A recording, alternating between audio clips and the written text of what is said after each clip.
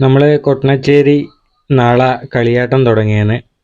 ജനുവരി 31 മുതൽ ഫെബ്രുവരി 4 വരെയാണ് കളിയാട്ടം.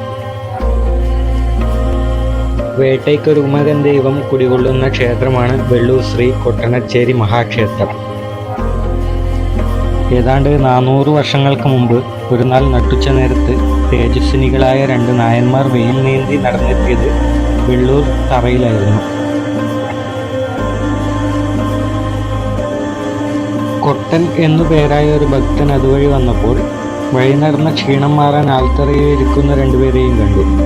സഹാനുഭൂതി തോന്നിയ തീയത്തറവാട്ടുകാരനായ ആ കാരണവർ അവരുമായി കുശലം ചോദിക്കുകയും തൊട്ടടുത്ത തെങ്ങിൽ കയറി 2 ഇളനീർ താഴെ ഇടാതെ തൂക്കിയെടുത്ത് താഴെ ഇറങ്ങി. ഇളനീർ 2 ചെത്തി 2 പേർക്കും നൽകുകയും ചെയ്തു. കിട്ടിയ പാടെ ഒരാൾ അത് കുടുകുടെ കുടിച്ചു. മറ്റേ ദിവ്യൻ കൊട്ടൻ കാരണവരുടെ ജാതി ഏതെന്ന് ചോദിച്ചറിഞ്ഞതോടെ ഇളനീർ ആൽത്തറയിൽ ഉപേക്ഷിച്ചു. ഇളനീർ കുടിച്ച വേട്ടയ്ക്കൊരുമകനോട് ചെങ്ങാതിയായ ഊർപ്പഴശ്ശി നീരസത്തോടെ പറഞ്ഞത് ഇങ്ങനെ: കുലമറിയാതെ കരിക്ക് കുടിച്ച നീ ഈ കൊട്ടനെ ചാരിയിരുന്നോളൂ.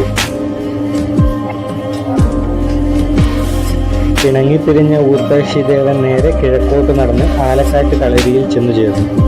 കൊട്ടനെ ചാരിയ വേട്ടയ്ക്കൊരുമകൻ കുടികൊള്ളുന്ന കാവിന് കൊട്ടണച്ചേരി കാവ് എന്ന പേർ വന്നു. വെള്ളൂരിലെ ആ തീയക്കാവ് കതിനാവരി വഴിപാടുള്ള ഉത്തര കേരളത്തിലെ പ്രസിദ്ധമായ തെയ്യക്കാവാണ്. അപ്പോൾ കളിയാട്ടം തുടങ്ങുന്ന അന്ന് മുതൽ പരിപാടിയാണ്. 31-ന് മെഗാ മ്യൂസിക്കൽ നൈറ്റ്, 1-ന് DJ നൈറ്റ്, 2-ാം തീയതി മെഗാ ഫ്യൂഷൻ ഡാൻസ്, 3-ന് നയന മനോഹരമായ കാഴ്ചയുണ്ട്. 4-ന് രാവിലെ 4 മണിക്ക് ആചാരപരമായ വെടിക്കെട്ട് മാത്രമേ ഉള്ളൂ കേട്ടോ.